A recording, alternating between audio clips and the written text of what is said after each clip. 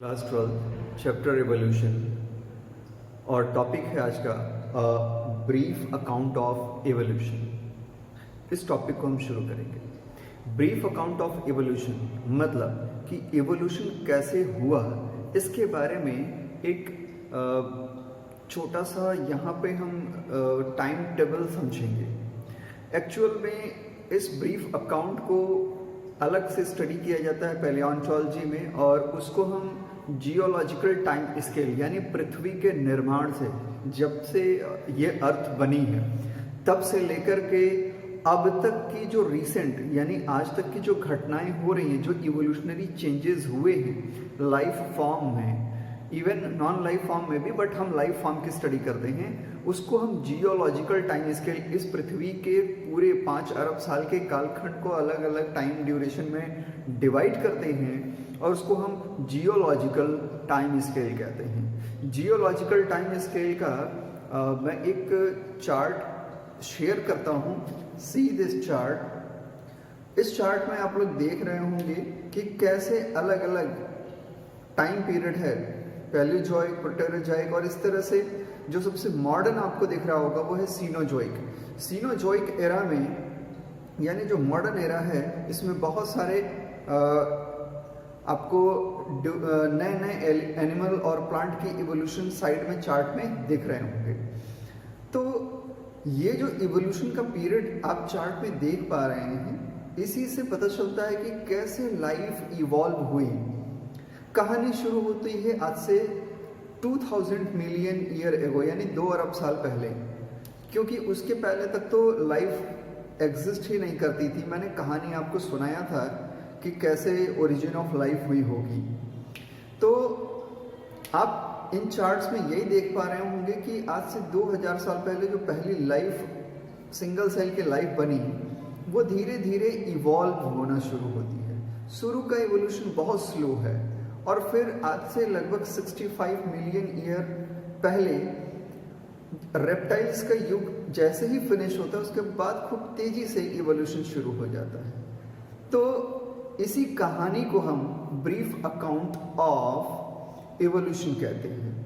Actual में अब देखिए, एक्चुअल में इसको आप आर्कियोजोइक, प्रोटेरोजोइक, पैलियोजोइक, मीसोजोइक और सीनोजोइक एरा में बांट सकते हैं। इनसे जो बड़े यूनिट्स होते हैं जियोलॉजिकल टाइम स्केल के, उनको आप ईयॉन कहते हैं, और ये एरा होते हैं। इनसे जो छोटे होते हैं उनको आप पीरियड्स कहते हैं, जैसे कार्बोनिफेरस पीरियड्स, जुरासिक पीरियड, आपने मूवी भी देखी होगी जुरासिक पीरियड की, जुरासिक पार्क करके। तो वो इनके पीरियड्स होते हैं। जो सबसे पुराना एरा माना जाता है वो है आज से 5 अरब साल से लेकर के 3800 मिलियन ईयर्स तक का आर्कियोजोइक एरा, और इस समय लाइफ लगभग एब्सेंट थी। देन प्रोटेरोजोइक एरा, जहाँ से लाइफ की शुरुआत असल में होती है, क्रैडल ऑफ लाइफ आप कह सकते हैं। Then Palaeozoic era. Palaeozoic era में जो आज के फॉसिल मिलते हैं, सबसे ज़्यादा कार्बन, कोयले वगैरह मिलते हैं, वो इसी समय डिपॉजिट हुए होंगे, ठीक है। तो वो पैलियोजोइक एरा है। Then Mesozoic era. Mesozoic era में बहुत सारी लाइफ फॉर्म्स बन गई थी, डाइवर्सिटी बढ़ने शुरू हो गई थी। और सीनोजोइक एरा जो रिसेंट एरा है, यहाँ पे तो खैर इतनी ज़्यादा वैरायटीज़ और चेंजेस हो गए कि अभी भी हम बहुत सारे प्लांट और एनिमल्स की डिस्कवरी नहीं कर पाए हैं। अभी भी बहुत सारे लाइफ फॉर्म्स हैं जो हमारे लिए बिल्कुल अननोन है। अभी भी डिस्कवरी होती रहती है, पता चलता है अच्छा ये भी स्पीसीज प्रेजेंट है वर्ल्ड में। सो this is what, this is geological time scale. अब जो एनसीईआरटी बुक में गिवन फिगर है और उसमें जो इवोल्यूशन की अकाउंट है, मैं उसको स्क्रीन पे शेयर करता हूँ और उन पे बारी बारी बात करते हैं। ओके, तो कहानी शुरू होती है आज से 2000 मिलियन ईयर एगो यानी 2 अरब साल पहले। और 2 अरब साल पहले फर्स्ट सिंगल सेल ऑर्गेनिज्म बना होगा, इवॉल्व हुआ होगा। वो थियरी आपने पढ़ ली है। यहाँ पे हमको उसके आगे की कैसे चेंजेस आ गए होंगे बस ये समझना है। यही ब्रीफ अकाउंट होगा हमारा। उसके बाद अब कैसे उसमें इवोल्यूशन हुआ और ऑक्सीजन रिलीजिंग ऑर्गेनिज्म बने, ये अभी पजल है, लेकिन बना ज़रूर था क्योंकि इवोल्यूशन हुआ था। और ऑक्सीजन का रेवोल्यूशन भी हुआ था, यानी ऑक्सीजन भी फ्री होनी शुरू हुई थी और रिड्यूसिंग एटमॉस्फेयर ऑक्सीडाइजिंग में कन्वर्ट हुआ था। तो अब मैं शेयर करता हूँ प्लांट का जो फिगर दिया हुआ है एनसीईआरटी में और उसे मैं एक्सप्लेन करता हूँ। सो दिस इज द फिगर जो आपने देखा है, it is the evolution of plant through the geological periods. और इसमें आप सबसे पहले देख रहे होंगे पेलियोजोइक एरा है, मीजोजोइक एरा है, सीनोजोइक एरा है। प्रोटेरोजोइक के बाद जो पेलियोजोइक एरा आता है, एक्चुअल में यहीं से प्लांट्स बहुत ज़्यादा मिलने शुरू होते हैं, क्योंकि इसके पहले के जो प्लांट्स थे भी वो नॉर्मली वाटर में थे, यानी पानी में अवेलेबल होते थे। और ये जो इसके पहले वाले प्लांट थे वो आपको पता है वो एल्गी थे, फंगस थे, बहुत ही सिंपल प्लांट्स थे। लेकिन उनमें एवोल्यूशन होना शुरू होता है और क्लोरोफाइट एंसेस्टर का मतलब यहाँ एल्गी जैसे कुछ प्लांट से है, जैसे रेड एल्गी में बैट्राकोस्पर्मम है और भी कुछ प्लांट्स पाए जाते हैं जैसे ट्राइकोफाइटॉन, और भी कुछ प्लांट्स पाए जाते हैं जो धीरे धीरे लैंड कैरेक्टर को अडॉप्ट कर रहे थे। और फिर इस क्लोरोफाइट एंसेस्टर से आप देख रहे हैं एक लाइन निकली है और वो ऊपर की ओर जा रही है और ब्रायोफाइट ऊपर लिखा हुआ है, मतलब कि पेलियोजोइक एरा से पहले ही ब्रायोफाइट का इवोल्यूशन हो चुका था, ब्रायोफाइट्स बन चुके थे। फिर इनमें धीरे धीरे चेंजेस आते हैं और ट्रैकियोफाइट एंसेस्टर, ब्रायोफाइट के बारे में मैं आपको बता दूं, यहाँ पे किसी भी तरह का कंडक्टिंग टिश्यू नहीं है, क्योंकि इनकी एनाटॉमी मैंने खुद चेक की है, क्योंकि मैं एक ब्रायोफाइटा का स्पेशलिस्ट हूँ, मैंने ब्रायोफाइटा में ही स्पेशलाइजेशन किया है। तो इनमें किसी भी तरह का स्पेशल कंडक्शन सिस्टम नहीं पाया जाता है। हाँ, कुछ सेल होती हैं जो स्पेशल कंडक्शन की तरह बिहेव करती हैं। इसके बाद ट्रैकियोफाइटा एंसेस्टर्स का डेवलपमेंट माना जाता है कि इन्हीं ब्रायोफाइट से हुआ। ब्रायोफाइट में काफ़ी इवोल्यूशन पैटर्न में काफ़ी गड़बड़ी है। यहाँ पे कभी इसके प्रोग्रेसिव एस्पेक्ट को माना जाता है, कभी रिप्रेसिव एस्पेक्ट को माना जाता है। माना जाता है कि यहीं से फंगस जैसे भी कुछ ऑर्गेनिज्म डेवलप हुए होंगे या इवॉल्व होके हाईली ट्रैकियन फाइटन जैसे भी प्लांट डेवलप हुए होंगे। जो पहले इस प्लांट इवॉल्व होके बने होंगे, जो मॉस से इवॉल्व हुए और थोड़ा और मॉडिफाई हुए होंगे, वो थे राइनिया लाइक स्पीसीज। राइनिया एक फॉसिल है जो टेरिडोफाइट और ब्रायोफाइट के दोनों के कैरेक्टर शो करता है। राइनिया की 2 स्पीसीज डिस्कवर की गई थी राइनी चर्ट विलेज से, और वो स्पीसीज थी राइनिया गुएनावाघेनाई एंड राइनिया मेजर। तो ट्रैकियोफाइटन एंसेस्टर्स से ही यहाँ पे चेंज आना शुरू होता है। आप देख रहे हैं ऊपर राइनिया टाइप प्लांट लिखा है, और राइनिया टाइप प्लांट और ट्रैकियोफाइटन के बीच में जो स्टेरोफाइलम डेवलप होना शुरू होता है, यहाँ से जो डेवलपमेंट होता है राइनिया टाइप प्लांट से, ये 2 तरह के प्लांट्स को डेवलप करता है। ये हर्बेसियस लाइकोप्स और आर्बोरेसेंट लाइकोपोड्स को डेवलप करता है। देन राइनिया टाइप प्लांट से इवोल्यूशन होता है साइलोफाइटॉन्स। साइलोफाइटॉन्स काफ़ी टफ थे और यहाँ से वुडी प्लांट्स की कहानी धीरे धीरे इवॉल्व होने शुरू होती है। साइलोफाइटॉन जो कि पेलियोजोइक एरा के डेवोनियन पीरियड के स्टार्ट में बनने शुरू हुए थे और इवॉल्व होते होते कई एरा में ये अपने आप को बढ़ाते चले गए। साइलोफाइटॉन के डेवोनियन और कार्बोनिफेरस पीरियड में हॉर्स टेल्स सबसे ज़्यादा डेवलप हुए और पूरी पृथ्वी पे पाए जाने लगे। स्फेनोप्सिड्स इनको आप कहते हैं। देन साइलोफाइटॉन से ही डेवलप हुआ फर्न, और फर्न में आज भी बहुत सारे फर्न आप देखते हैं, शादी वगैरह में इसको बुके में सजाया जाता है। जो फर्न थे उसमें जो सबसे ज़्यादा पाए जाते थे वो थे टेरिस, ड्रायोटेरिस बहुत ज़्यादा इवॉल्व हुए। देन इसी साइलोफाइटॉन से कुछ जिम्नोस्पर्मिक प्लांट्स भी डेवलप होने शुरू हुए और वो ट्राइजेसिक और जुरेसिक के आसपास डेवलप हुए। जिंगो बाइलोबा टाइप के प्लांट्स जो कि आज लिविंग फॉसिल हैं और इनको आप जिंगोस के नाम से ऊपर लिखा हुआ देख रहे होंगे। इसी में कोनिफर प्लांट्स जिसको आप चीड़ का पेड़ कहने लगे या कोन लाइक स्ट्रक्चर्स जो कोन के जंगल हैं जो कि आज भी हिमालयन रेंजेस में पाए जाते हैं, ये कार्बोनिफेरस टाइम में या आप कह सकते हैं कार्बोनिफेरस के जस्ट बाद पर्मियन, ट्राइजेसिक और जुरासिक में पाए जाने लगे। और जब रेप्टाइल्स का युग था इस समय ये भी काफ़ी पूरे वर्ल्ड में छाए हुए थे, यानी डोमिनेट करते थे अगर आप प्लांट वेजिटेशन की बात करें तो। देन साइलोफाइटॉन की एक इवोल्यूशनरी ट्रेंड क्रिटेशियस पीरियड के जैसे शुरुआत होती है, जुरासिक फिनिश होता है, वहाँ पे होता है। और ये एक बहुत ही छोटा सा एस्पेक्ट है जिम्नोस्पर्म का, नीटल्स, जिसमें कि नीटामूला वगैरह आते हैं। साइलोफाइटोन से ही प्रो जिम्नोस्पर्म आप देख रहे हैं कि ये डेवलप हुए हैं। और ऐसे जिम्नोस्पर्म भी डेवलप हुए जो सीड को बियर करते थे, सीडेड प्लांट्स थे।